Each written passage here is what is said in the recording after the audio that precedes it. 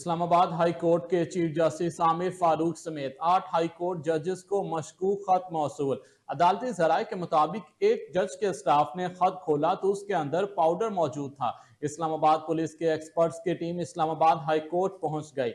Experts की team ने तहकीकात में मशगूल के पाउडर की नौयत क्या है। अदालती जराये ने बताया है कि खत के मतन में लफ्ज एंथ्रेक्स लिखा हुआ था। खत के अंदर डराने धमकाने वाला निशान भी मौजूद। रेशम नामी खातून ने बगैर अपना एड्रेस लेके जजेस को खतूत भेजे हैं।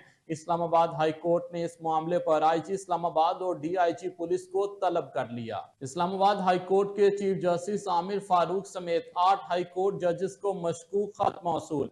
अदालती जराये के मुताबिक एक जज के स्टाफ ने खत खोला तो उसके अंदर पाउडर मौजूद था। इस्लामाबाद पुलिस के एक्सपर्ट्स की टीम इस्लामाबाद हाई कोर्ट पहुंच गई।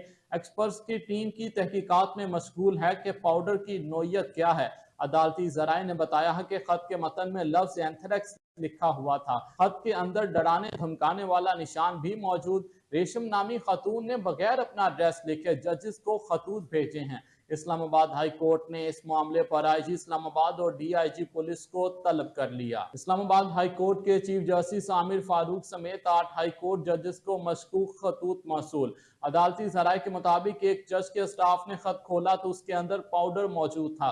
इस्लामाबाद पुलिस के एक्सपर्ट्स की टीम इस्लामाबाद हाई कोर्ट पहुंच गई। एक्सपर्ट्स की टीम तहकीकात में मशगूल है कि पाउडर की नौयत क्या है। अदालती जराये ने बताया कि खत के मतन में लफ्ज एंथ्रेक्स लिखा हुआ था। खत के अंदर डराने धमकाने वाला निशान भी मौजूद।